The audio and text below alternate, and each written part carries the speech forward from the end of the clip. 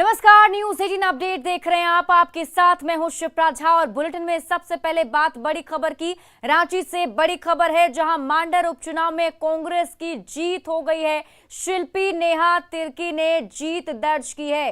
23,517 vote से शिल्पी नेहा तिर्की ने जीत दर्ज की। बीजेपी उम्मीदवार गंगोत्री कुजूर को शिल्पी नेहा तिर्की ने हरा दिया। शिल्पी नेहा तिर्की को 95,062 वोट मिले हैं।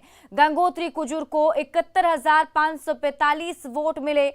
शिल्पी ने बीजेपी प्रत्याशी के पैर छूकर फिर आशीर्वाद भी लिए। दीदी इधर थोड़ा देखिएगा। और जो तस्वीर हम आपको दिखा रहे हैं, ये तस्वीर देखिए। यहां पर जब काउंटिंग कंप्लीट हो गई, वहां दोनों ही प्रत्याशी मौजूद थे।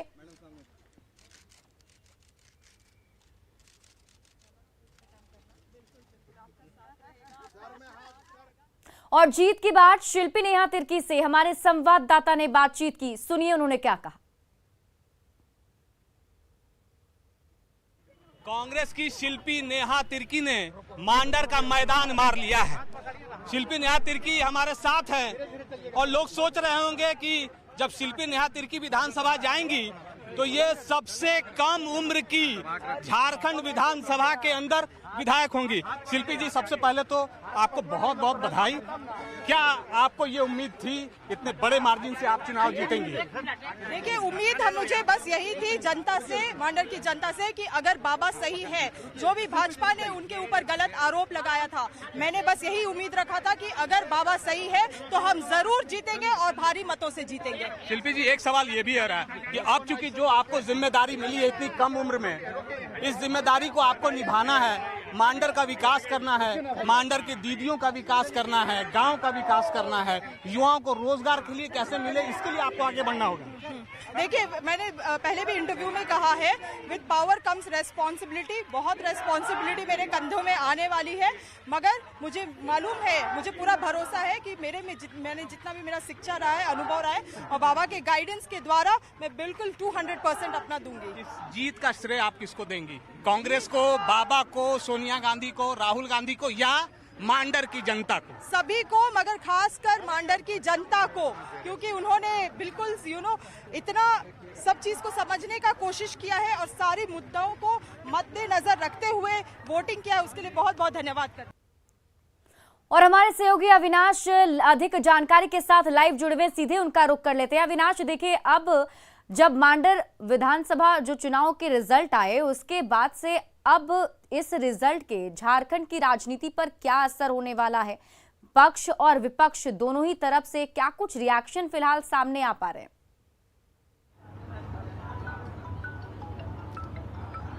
नहीं, देखिए, अगर राजनीतिक रूप से अगर इसको देखा जाए, इस परिणाम को, तो दो तीन चीजें स्पष्ट तौर पर है। पहला तो ये कि ये हेमंत सोरेन सरकार बनने के बाद से ये चौथी जीत है, यानी गठबंधन की सरकार ने उपचुनाव में चौका मारा है। दूसरी बात यह है कि ये सभी लोग जानते थे कि इस सीट पर जो चुनाव हो रहे हैं उसके जीत हार से सरकार पर कोई असर नहीं पड़ने वाला है, लेकिन मांडर में कांग्रेस उम्मीदवार के तौर पर शिल्पी नेहा तिर्की की जीत इसलिए जरूरी थी क्योंकि जब उनके पिता बंधु तिर्की कांग्रेस में शामिल हुए और उसके बाद जिस तरह से आय से अधिक संपत्ति मामले में उनकी सदस्यता गई, तब पूरे क्षेत्र में एक चर्चा हो रही थी कि कांग्रेस के अंदर आने के बाद बंधु तिर्की को कहीं ना कहीं व्यक्तिगत रूप से कहें, संसदीय राजनीति के तहत कहें, तो नुकसान हो रहा।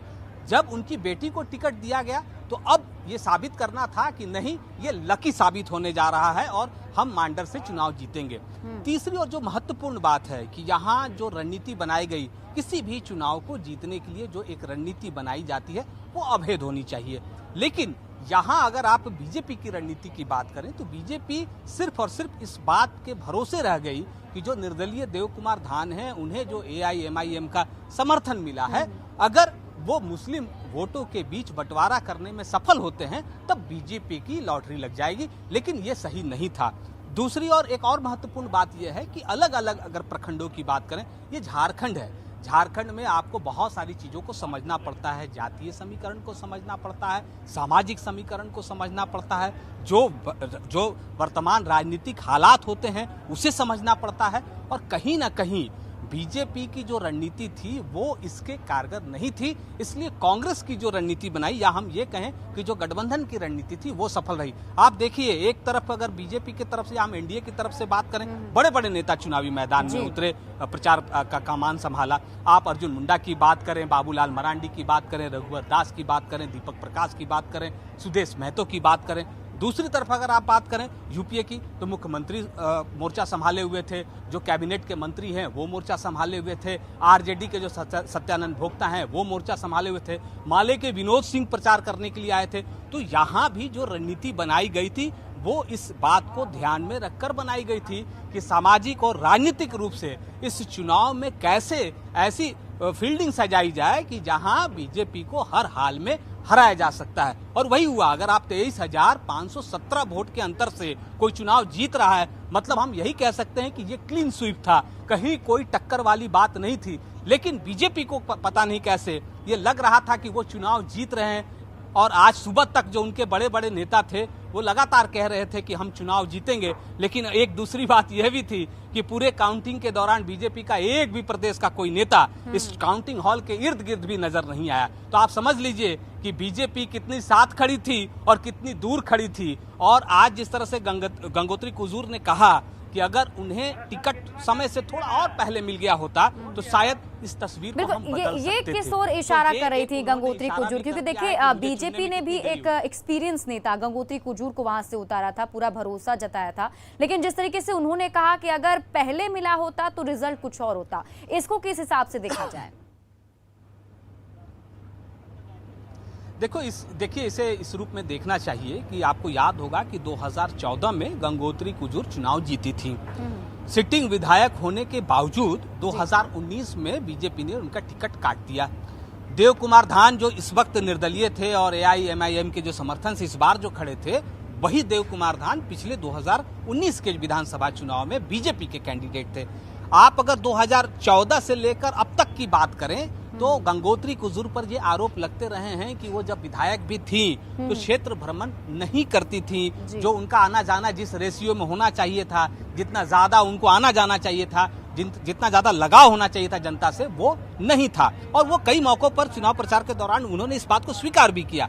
तो आज उन्होंने इस बात को दोहराया कि 2014 के बाद से जो मौका मिलना चाहिए था, मतलब इशारा 2019 के चुनाव में था, वो नहीं मिला और इस गैप के कारण कहीं ना कहीं उन्हें नुकसान हुआ है। तो ये एक रणनीति, चूंकि आपकी अगर रणनीति सही नहीं होगी तो आप चुनाव नहीं जीत सकते हैं। और अगर आप देश भर के अगर आज के ही उपचुनाव के अगर परिणाम को देखें तो झारखंड ही राहत देने वाली बात है।